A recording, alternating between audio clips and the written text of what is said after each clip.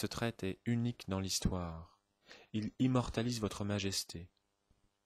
J'ai vu ce beau jour, et comme si tous les bonheurs étaient faits pour moi, la première fonction de la place où m'a conduit le vœu de mes concitoyens est de vous porter l'expression de leur respect et de leur amour. Je parlais de l'abondance du cœur. J'ai toujours aimé personnellement le roi, mais avec la mesure de dévouement convenable aux circonstances et à la raison, c'est-à-dire après ma patrie et après avoir rempli tous mes devoirs envers la nation. Tout ce que je dis ici était vrai. Mes principes et mon caractère m'ont toujours éloigné de l'adulation. Mon art et mon éloquence ont été de ne rien dire que la vérité. Ce jour d'alliance était le plus beau de la monarchie et de la vie du roi. Si les premiers errements avaient été constamment suivis, et surtout par le roi lui-même, le mot « il avait reconquis son peuple, ici le peuple a reconquis son roi » fut universellement applaudi. Depuis, les ennemis de la chose publique qui ont employé pour un de leurs moyens le discrédit des hommes estimés et des vrais et purs citoyens ont cherché à m'en faire un crime, en prétendant que j'avais osé dire au roi que le peuple l'avait enchaîné. Cela n'eût pas été écouté dans le moment. Aussi ne l'a-t-on hasardé qu'un an après. Le sens clair et unique de la phrase est « Henri IV avait recouvré son peuple, ici le peuple a recouvré son roi ». Le mot « reconquis » est substitué comme plus fort et faisant image, mais reconquis par l'amour et par l'éloignement des conseils qui l'avaient égaré. Monsieur de la Vigne parla après moi au roi, comme président et au nom des électeurs. Le roi a répondu qu'il recevait avec plaisir les hommages de la ville de Paris et des électeurs. La marche a passé sur la place de Louis XV, la rue Saint-Honoré, la rue du Roule, les quais jusqu'à l'hôtel de ville. Le chemin était bordé des deux côtés par une haie de garde nationale et presque partout sur 3 et quelques 4 rangs armés de fusils, d'épées, de piques, de lances, de faux, de bâtons. On y voyait des femmes, des moines, des capucins, le fusil sur l'épaule. On a évalué à 200 000 le nombre d'hommes armés. Quoiqu'à la rigueur Paris puisse les fournir, je crois qu'il y a de l'exagération, et que la garniture, même à 4 rangs, pouvait être faite dans cette longue route avec 60 000 individus. C'est tout que de supposer 100 000 hommes armés ce jour-là à Paris. Lorsque le roi passa à la place de Louis XV, un coup de carabine parti des environs du palais Bourbon tua une femme non loin de sa voiture. Nous avons lieu de croire que ce malheur fut un coup du hasard, mais il parut extraordinaire. Je précédais toute la marche, suivi des députés à l'Assemblée nationale, mêlés à celle des électeurs, et formant 2 files très longues, au milieu desquelles était la voiture du roi.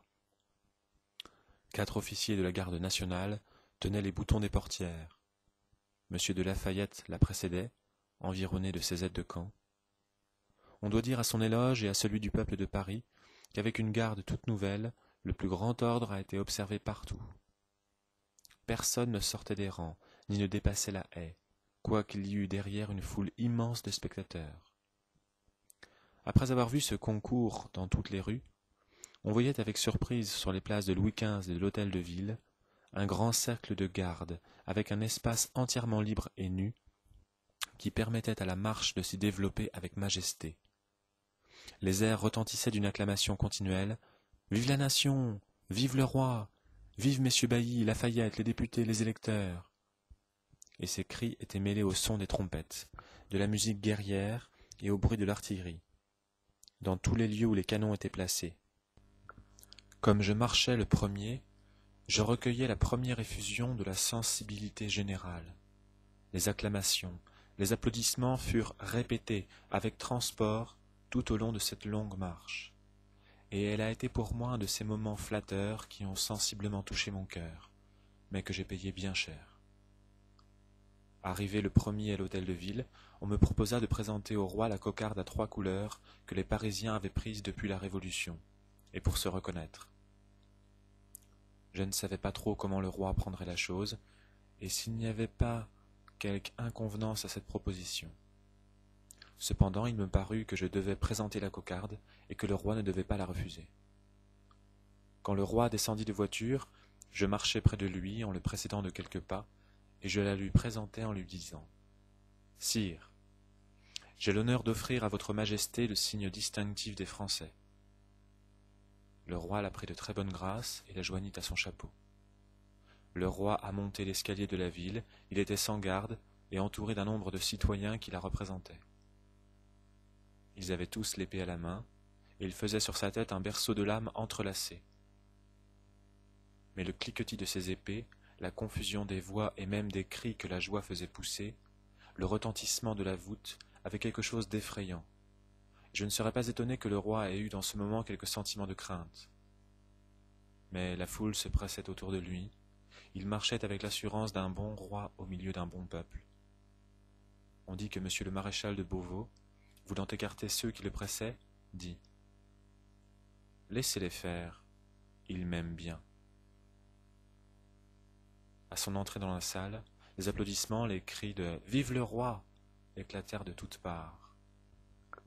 Tous les yeux pleins de larmes étaient tournés vers lui, tout ce peuple assemblé lui tendait les mains, et lorsqu'il fut placé sur le trône qui lui avait été préparé, une voix partie du fond de l'assemblée fit entendre ce cri du cœur « Notre roi, notre père !»